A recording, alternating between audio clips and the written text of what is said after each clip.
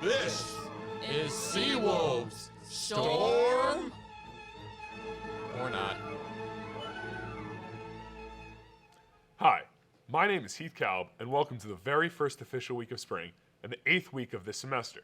This broadcast is a collaboration between the students at the Stony Brook School of Communication and Journalism and their colleagues at the School of Marine and Atmospheric Sciences. We passed the vernal equinox on the 20th at 5:37 a.m.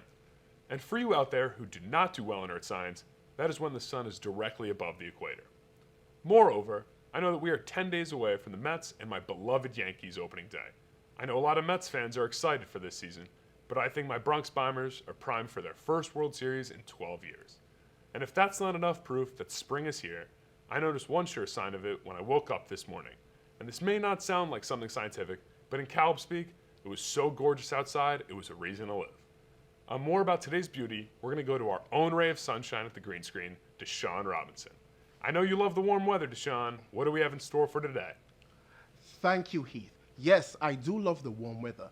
And while walking to campus, Sesame Street's intro theme song ran through my head. Sunny days, sweeping up the clouds away, because of all these sunny conditions. Now, today, these sunny conditions are likely to persist throughout the day, with high temperature reaching 58 degrees and low temperature only at 36 degrees. So, it's going to be a beautiful day. Get outside, enjoy the weather. Back to you, Heath. Thanks, Deshaun. You have a terrific voice. And that's great news. However, it's not the biggest news of this broadcast. Our Lady Seawolves basketball team is about to play in the NCAA tournament, also known as March Madness. A few minutes ago, I spoke to Ethan Tam, the sports editor of the Stony Brook Statesman down in San Antonio, Texas. Joining me now is my friend Ethan Tam down in San Antonio, Texas, covering our Stony Brook Lady Seawolves' first March Madness tournament run. Ethan, what's the atmosphere down like there?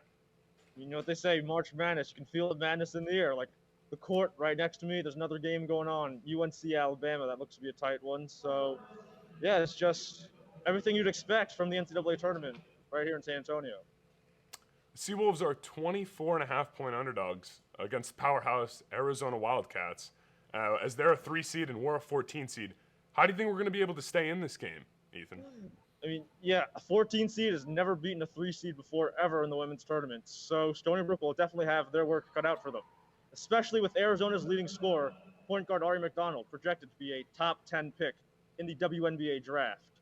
Stony Brook will need to play pretty much close to a perfect game in order to spring the upset, and they'll need to do it with leading scorers Annie Warren and Asia Dingle. Warren's known for putting up big points in the biggest moments, career-high 31 in the America East title game against Maine last week that got Stony Brook to the tournament in the first place.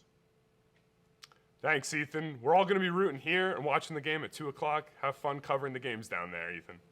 Thank you, Heath. Stony Brook came into existence in 1957, and it's never had a women's basketball team that made it into the biggest deal in college basketball, March Madness.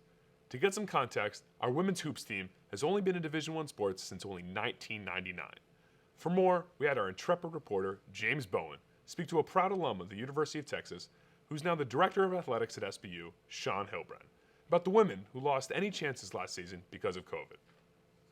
Last year, obviously, was an historic season, as you said. It was the first time we'd ever won an America East championship, most wins ever. This is a different team. Each team has a different look. I think this team is extremely hungry. The seniors that came back to win a championship, they're a year more experienced, a year hungrier. So I think this is a very, very hungry, a very determined group. And, we lead the nation in scoring defense, so they're obviously locking it down. And I think they want to finish what they started. And so I think they're determined, and I really believe that they have all the tools necessary to win it. To find out something more solid about this week, we can't predict the sports game starting right after lunch today, but we can predict the weather. Deshaun, what's this week going to be like? Thank you, Heath. Remember when we were talking about the good old spring days? Look at this. 50s and 60s. Tomorrow, we are going to see similar conditions today. Sunny skies with high temperature reaching 60 degrees. On Wednesday, some clouds return and we are going to see high temperature at 56 degrees. On Thursday, We are still going to get some cloudy conditions with some sunny conditions mixing in, but high temperature is going to be at 65 degrees. Now, Thursday has the potential to be the warmest day thus far for the year, but I'm going to keep it at 65 so far.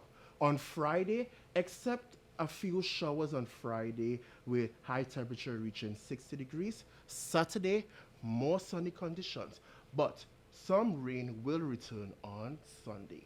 Back to you, Heath. Thanks to Sean. And a little rain is not such a bad thing. After all, it helps all those flowers burst onto the scene. Following a weekend of sitting indoors and watching college basketball from noon to midnight, and seeing my favorite team, Eastern Washington, get eliminated, it's time to get outside and enjoy the spring. That's all we have for today. I'm Heath Calp. Make sure you tune in next week to Seawolves storm or not. I'm going to go rush to turn on ESPN2 to watch our Lady Seawolves win a game.